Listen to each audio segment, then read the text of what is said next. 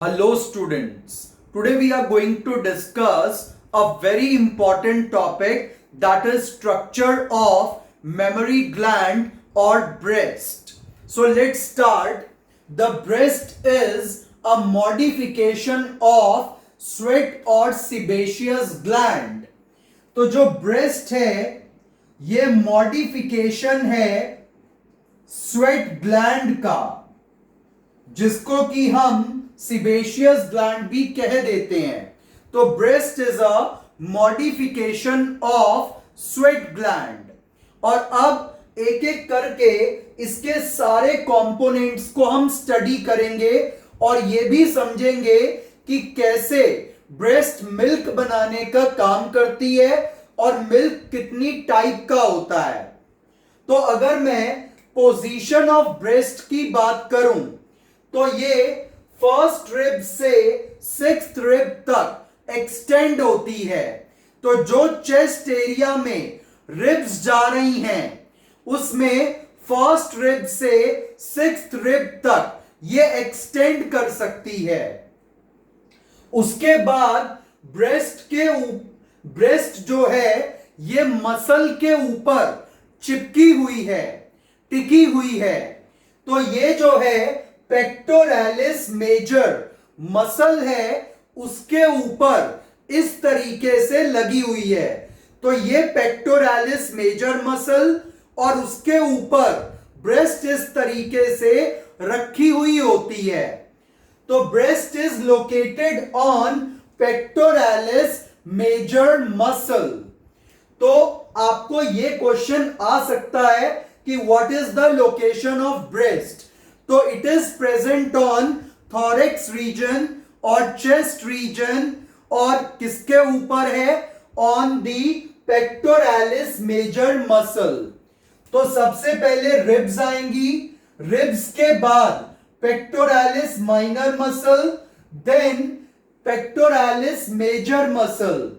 और जो muscle ribs के बीच में है दैट इज इंटरकोस्टल मसल. तो यहां से ब्रेस्ट का एनाटॉमिकल स्ट्रक्चर स्टार्ट होता है. तो ब्रेस्ट में आपको क्या क्या मिलेगा, तो सबसे पहले आपको मिलेगा मेमोरी लोब. तो ये जो आप स्ट्रक्चर देख रहे हैं दिस इज मेमोरी लोब. और एक ब्रेस्ट में 15 to 20 मेमोरी लोब्स होती हैं. और इन लोब्स के अंदर मिल्क प्रोड्यूस करने वाले small balloon like structure alveoli होते हैं. तो मिल्क कौन बनाएगा, एल्वियोलाई. एल्वियोलाई से वो मिल्क किसमें जाएगा, मेमोरी ट्यूब्यूल में, और मेमोरी ट्यूब्यूल से मेमोरी डक्ट में. क्योंकि बहुत पतली ट्यूब है तो ट्यूब्यूल उससे थोड़ी सी थिक है तो डक्ट. तो बहुत सारी मेमोरी ट्यूब्यूल्स मिलकर मेमोरी डक्ट बनाती हैं. और ये जो मेमोरी डक्ट्स हैं ये आकर के खुलेंगी एक ब्रॉड एरिया में, जिसको हम क्या बोलते हैं, मेमोरी एम्प्यूला. तो सबसे पहले एल्वियोलाई, फिर ट्यूब्यूल, फिर डक्ट, फिर एम्प्यूला. और एम्प्यूला से एराइज होंगी बहुत सारी थिन ट्यूब्स जिनको कहते हैं लेक्टिफेरस डक्ट.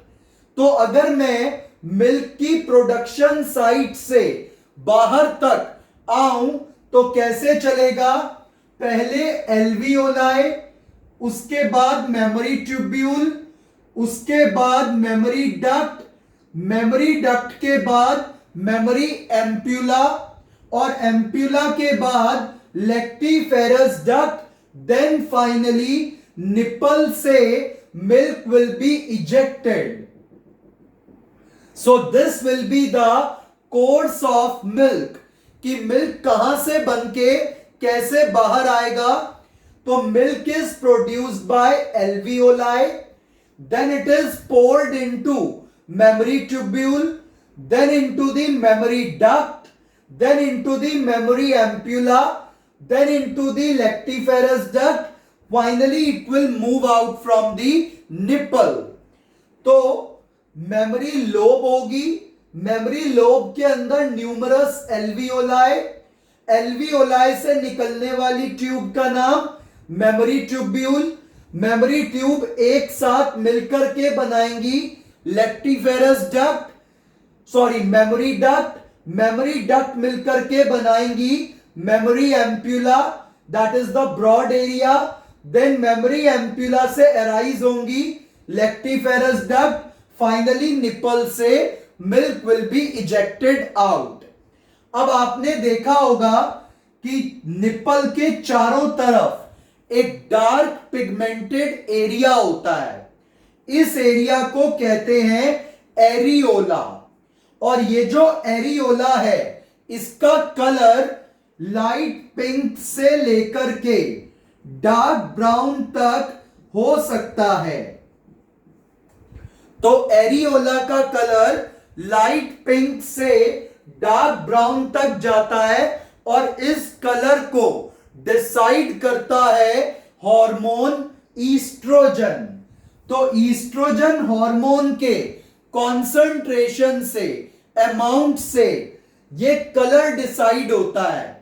और आपने देखा होगा कि एरियोला के ऊपर छोटे छोटे बम्प्स होते हैं, दाने जैसे स्ट्रक्चर होते हैं, तो वो क्या है?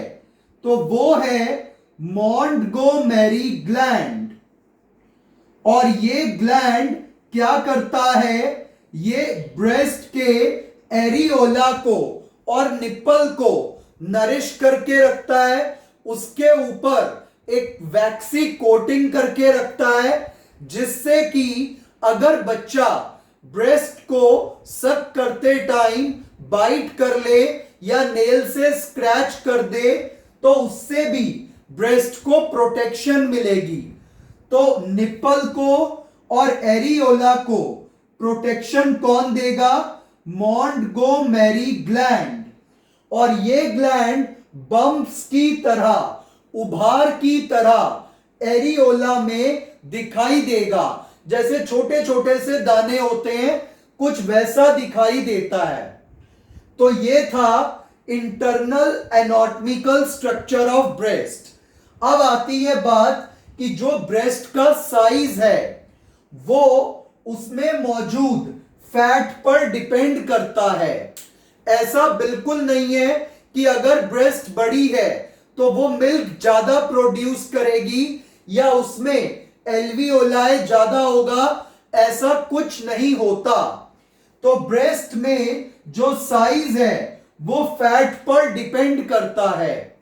और ब्रेस्ट किसी भी फीमेल की बिफोर प्रेगनेंसी वो कभी भी डेवलप्ड नहीं होती। तो ब्रेस्ट का real development, that is development for milk production, वो होता है during the pregnancy due to high amount of oestrogen and progesterone. तो एक कवारी लड़की की जो ब्रेस्ट है, जो अनमैरिड फीमेल है, उसकी जो ब्रेस्ट है दैट इज अनडेवलप्ड। अनडेवलप्ड से means it is not capable to produce milk. और उसकी जो एल्वियोलाई होती है वो भी पिचकी हुई होती है, और ये एल्वियोलाई अपनी शेप में फुली इन्फ्लेट कब होगी? ये इन्फ्लेट होगी at the time of pregnancy with the hormone oestrogen and progesterone. अब बात आती है कि ब्रेस्ट का वेट कितना होता है। तो average weight is 200 to 300 grams. तो ये आइडियल वेट है एक ह्यूमन फीमेल ब्रेस्ट का। और ब्रेस्ट का डेवलपमेंट कब होता है? During the pregnancy with oestrogen and progesterone. अब चलते हैं नेक्स्ट पार्ट पे कि आखिर ब्रेस्ट मिल्क कैसे बनाती है। तो आप ये जो स्ट्रक्चर देख रहे हैं एल्वियोलाई, इस एल्वियोलाई के अंदर सेल्स होते हैं, और इन मिल्क प्रोड्यूसिंग सेल्स को कहा जाता है लैक्टोसाइट। और यहां से ब्लड वेसल जा रही है, तो ये लैक्टोसाइट दो प्रोटीन तो खुद बनाएंगे, जैसे कि अल्फा लैक्टा एल्ब्यूमिन। तो अल्फा लैक्टा एल्ब्यूमिन ये प्रोटीन, उसके अलावा बीटा केसीन। तो ये दो मिल्क प्रोटीन्स कौन बनाएगा? लैक्टोसाइट नाम के cell which is present in the alveoli. और ये सेल इन दो प्रोटीन्स को बनाएंगे और इनको इस खाली जगह में डाल देंगे, लुमेन में डाल देंगे। तो इन सेल्स ने क्या किया? ये दो प्रोटीन बनाए, अल्फा लैक्टा एल्ब्यूमिन और बीटा केसीन, और इन दोनों प्रोटीन्स को किसमें डाल दिया? एल्वियोलाई की इस खाली स्पेस में। और उसके बाद ये ब्लड वेसल से, ब्लड के अंदर से वाटर, मिनरल्स, शुगर और प्रोटीन्स, विटामिन्स, इन सब चीजों को एब्जॉर्ब करेंगे और लुमेन में डाल देंगे। And finally a drop of milk is produced inside the alveoli. तो एल्वियोलाई में मिल्क कैसे बनता है? लैक्टोसाइट नाम के सेल होते हैं इसकी वॉल पे। ये सेल अल्फा लैक्टा एल्ब्यूमिन और बीटा केसीन प्रोटीन बनाएंगे, उन प्रोटीन्स को इस खाली जगह में रखेंगे और ब्लड वेसल से जो है water, mineral, sugar, protein, vitamins लेंगे और इन सब चीजों को लेकर के यहां पे ऐड कर देंगे इन दोनों प्रोटीन्स में। और इन सब चीजों के मिक्सचर से क्या बन जाएगा? मिल्क। और इस मिल्क को कौन सा हार्मोन बनवाता है? प्रोलैक्टिन। तो मिल्क का प्रोडक्शन प्रोलैक्टिन हार्मोन करता है। तो ब्लड से ये सब चीजें कब एब्जॉर्ब करेगा एल्वियोलाई का सेल? जब प्रोलैक्टिन हार्मोन आएगा पिट्यूटरी ग्लैंड से। तो प्रोलैक्टिन हार्मोन ये सारी चीजों को एब्जॉर्ब करवाएगा और फिर मिल्क बनेगा। और मिल्क का जो रिलीज है, वो मिल्क का रिलीज कौन करवाता है? तो मिल्क को रिलीज करवाता है ऑक्सीटोसिन। और इस प्रोसेस को कहते हैं लेट डाउन। तो लेट डाउन या मिल्क इजेक्शन रिफ्लेक्स कौन करवाएगा? ऑक्सीटोसिन। और मिल्क का प्रोडक्शन कौन करवाएगा? प्रोलैक्टिन। तो प्रोलैक्टिन प्रोडक्शन, ऑक्सीटोसिन रिलीज और लैक्टोसाइट मिल्क को बनाएगा इन द एल्वियोलाई रीजन।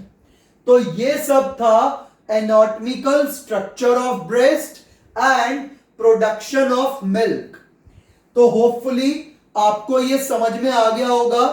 अब इसके बाद मिल्क कितनी टाइप का होता है? तो मिल्क होता है 3 टाइप का। जो फर्स्ट मिल्क है दैट इज कॉल्ड कोलेस्ट्रम। तो फर्स्ट मिल्क जो कोलेस्ट्रम है, ये स्टार्टिंग के 3-4 डेज में रिलीज होता है। और ये क्या करता है? फर्स्ट 3 डेज में ये मिल्क रिलीज होगा और इसमें IgA टाइप की एंटीबॉडी होगी। और ये क्वेश्चन नीट एग्जाम के लिए बहुत इंपॉर्टेंट है। और ये कैसी इम्यूनिटी देता है? Passive immunity. तो बच्चे को इम्यूनिटी कौन देगा?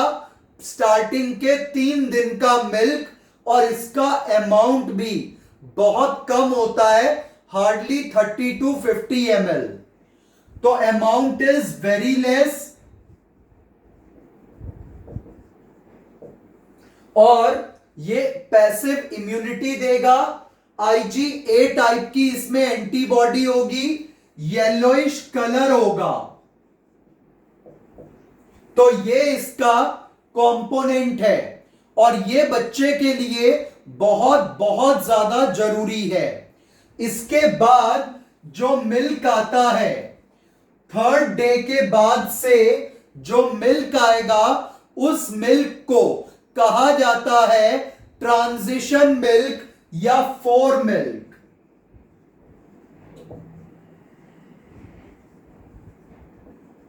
और ये मिल्क स्टार्टिंग के 4th to 15th डे तक आता है, और ये रिच इन वाटर होता है. क्योंकि बच्चे को पानी नहीं देना होता, तो बच्चे की प्यास भी यही दूध मिटाएगा. तो ये मिल्क बहुत लाइट होता है, जो बफलो या काउ मिल्क है उससे ये बहुत लाइट होता है. And it contains rich amount of water. और उसके 15 दिन के बाद जो मिल्क रिलीज होगा, that is called hind milk और मैच्योर मिल्क. और ये हाइंड या मैच्योर मिल्क, इसमें रिच क्वांटिटी ऑफ फैट होता है. तो ट्रांजिशन मिल्क 500 ml निकलता है, और ये 1 to 1.5 लीटर निकलता है अप्रॉक्स. तो हाइंड मिल्क जो होता है, इसमें फैट होता है, जिससे बच्चे की ग्रोथ होती है, प्यास को मिटाएगा ट्रांजिशन मिल्क, और बच्चे को इम्यूनिटी देगा कोलेस्ट्रम. कोलेस्ट्रम का amount 30 to 50 ml, transition milk 400 to 500 ml, hind और मैच्योर मिल्क 1 to 1.5 लीटर. और जब तक बच्चा दूध पीता रहेगा, तब तक वो दूध आता रहेगा.